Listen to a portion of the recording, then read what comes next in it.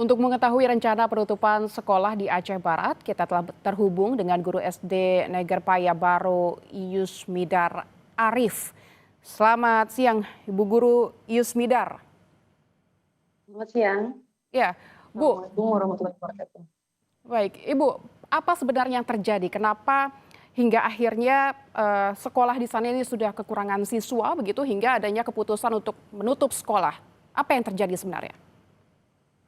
Sebenarnya yang terjadi itu bukan, banyak ya di berita bahwasanya tidak adanya minat orang tua untuk mendatangkan anaknya ke sekolah itu, padahal tidak.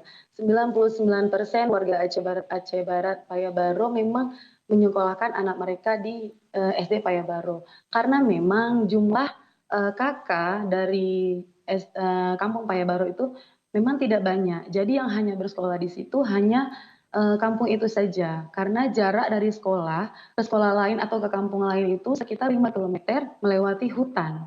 Jadi memang ya murid kami hanya murid-murid dari, kampung Payabaru itu sendiri, Ibu. Mhm. Ibu lantas apa yang nanti akan terjadi begitu? Apakah anak-anak ini akan putus sekolah atau apa? Pergeseran sekolah begitu mengingat ini tetap ada murid-murid atau anak-anak yang harus bersekolah. Itu yang kemarin sempat kami, berikan ya, beritahu kepada pemerintah bahwa jika sekolah ini ditutup, bagaimana nasib anak-anak? Karena sebagian besar anak di sekolah kami itu adalah anak-anak yang tidak berkecukupan. Mereka pergi sekolah saja berjalan kaki beberapa meter dari rumah mereka. Bagaimana dengan nasib mereka jika mereka harus sekolah di kampung lain yang jaraknya itu kurang lebih 5 kilometer dengan berjalan kaki? Apakah ini juga akan menjadi pemicu banyaknya anak-anak yang akan putus sekolah? Itu yang paling sangat kami takutkan. Dan juga orang tua juga, berbicara kepada kami bahwa berdiskusi bahwa, "Bagaimana Bu jika sekolah itu bagaimana nasib anak-anak kami? Bagaimana dengan pendidikan mereka?" Itu yang pertama kali kita prioritaskan dari yang terjadi saat ini. Mhm. Berarti akses akan menjadi kendala selanjutnya jika memang sekolah ini ditutup dan dipindahkan ke tempat lain begitu ya. Sejauh ini bagaimana kondisi psikologis anak-anak mengetahui rencana penutupan sekolah? Tadi di VT sebelumnya melihat anak-anak menangis, Ibu. Bagaimana kondisinya?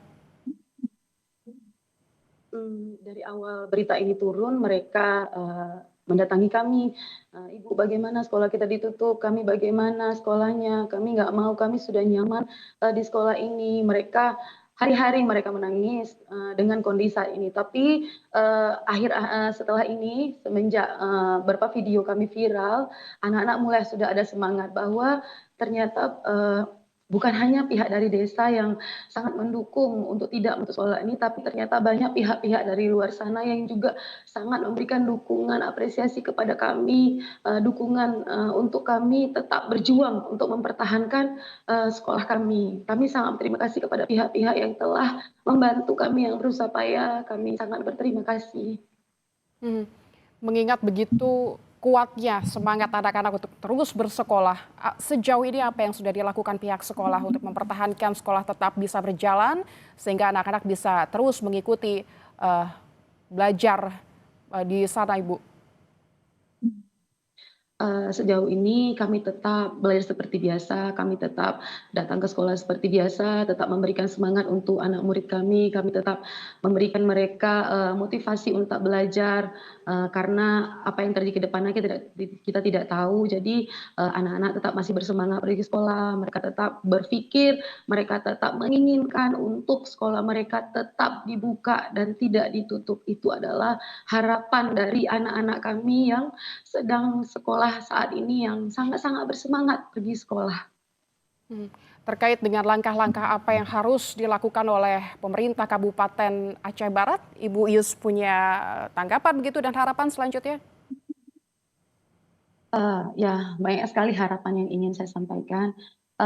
Saya ingin sekali pemerintah Kabupaten Aceh Barat untuk tidak menutup sekolah kami, tapi untuk memperbaiki, untuk menindaklanjuti kondisi sekolah kami saat ini yang sarana prasarana tidak memadai seperti mobil sekolah, kondisi rombel sekolah yang hanya 3 yang harus kami sekat dengan triplek, kemudian bangku, meja, fasilitas-fasilitas lain yang mendukung peningkatan proses pembelajaran kami saat ini. Dan hari ini juga sekolah kami sedang mengadakan ANBK, tapi kami tidak bisa melakukan di sekolah karena akses internet yang tidak bagus, kemudian, eee sarana yang mendukung untuk melaksanakan ujian seperti Chromebook kami tidak punya. Jadi kami meminjam dari sekolah lain untuk melaksanakan ANBK, kemudian kami juga meminjam salah satu rumah guru untuk tempat kami Baik. melaksanakan ANBK. Mhm. Oke, baik Ibu Yus, semoga ini bisa didengar oleh pemerintah daerah sehingga menjadi ada solusi bagaimana anak-anak kita tidak putus sekolah. Tidak hanya itu, tapi juga infrastrukturnya di sana juga diperbaiki, juga sarana dan prasarana. Terima kasih Ibu Yusmidar Arif selaku dengan guru SD Payabaru di Aceh Barat. Terima kasih Ibu.